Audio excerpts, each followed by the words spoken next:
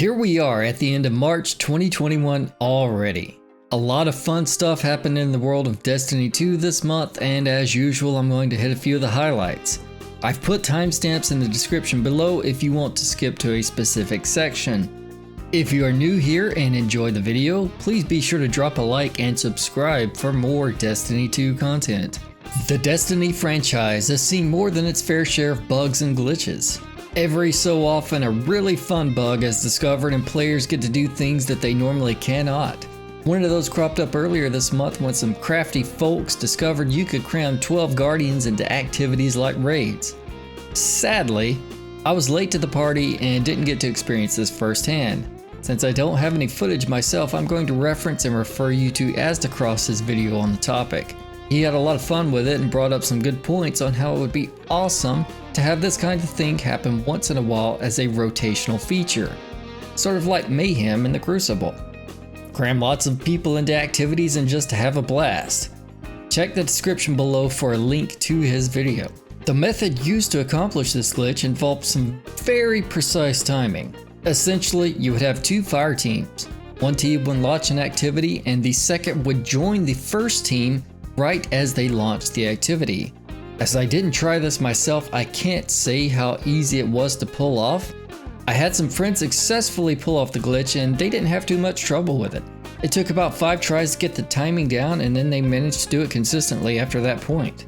Bungie patched this glitch with their update on March 16th.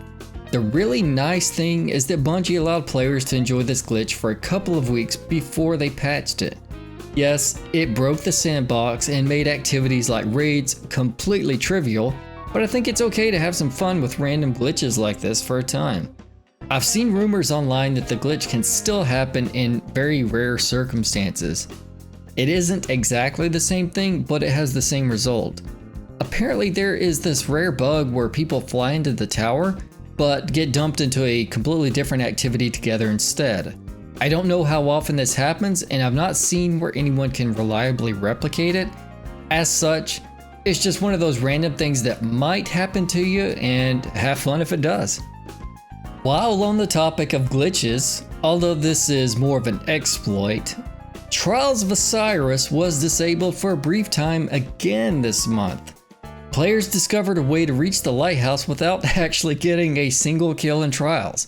The name for this exploit was wind trading and was a ridiculously clever strategy that involved thousands of players working together to get to the lighthouse. In brief, players would equip Hake emblems to show that they were interested in participating in the wind trading. If two interested teams matched up, random numbers would be picked for each team, and the team with the higher number was given the win. The exploit part of this process utilized the match rejoin function of Trials. Since the team with the lower number wouldn't want their card ruined, they would swap to alternate characters, rejoin the match, lose the match, then swap back to their main characters for another round of the lottery. Simple and creative. Bungie disabled Trials soon after discovering this was happening, but a lot of people were able to take advantage of this exploit before things were shut down. While I understand that Bungie would want to stop wind trading, I think it speaks to a bigger problem with Trials in general. I'm a pretty average PvP player and have never been to the lighthouse in D2. Me and my friends went a few times in D1, of course that was on console. After swapping to PC, I can attest that Trials matches are insanely sweaty. When Trials returned to D2, I remember convincing some friends to play and saying that we'd have no trouble getting the 3-win reward. A little piece of me died that day when the truth was revealed. I'm not trying to advocate for Trials to be easier or the loot to be freely given. I just think Trials would benefit greatly from an infusion of average players into the lobby. As it stands, average players don't have a lot of reason to play Trials because of how the matchmaking works. A team of beginners on their first match should get matched up with a team of players that goes flawless 3 times every weekend. Generally speaking, difficulty in video games should operate on a curve. The 7th match may be insanely difficult, but the first match should be a reasonable matchup. I'd say the number one reason for the extreme mismatches is due to the low number of average players entering the lobby. So what is the solution to the problem? I have no idea, and fortunately it's not my job to come up with that solution. Bungie has stated that they are looking into improving the experience. There has been some talk of enabling matchmaking for the first few rounds of trials. On the surface, I think that would help out. There is matchmaking in comp, and I don't see why that wouldn't work with trials. Yes, a well-coordinated team would demolish any random groups, but I think it would also beef up the number of players in trials each weekend, and that is a good thing in my mind. No real answers for the time being, but hopefully Bungie comes up with a good solution. Stasis abilities were nerfed back on the 23rd. This was an expected outcome due to how strong stasis is within the Crucible. Nerfs in Destiny 2 are fairly commonplace, and I wouldn't normally bring them up except in special cases. In this case, the stasis nerfs may be indicating a significant change in the way balancing plays out in Destiny 2. Bungie actually balanced PvP and PvE separately in regards to stasis. This is a huge shift from their past philosophy of not having separate sandboxes between PvP and PvE. Here's a couple of examples. Decreased Withering Blade damage against players from 90 to 65 damage. PvE damage is unchanged. Removed AoE freeze against players on Supercast. Will still freeze PvE enemies on cast.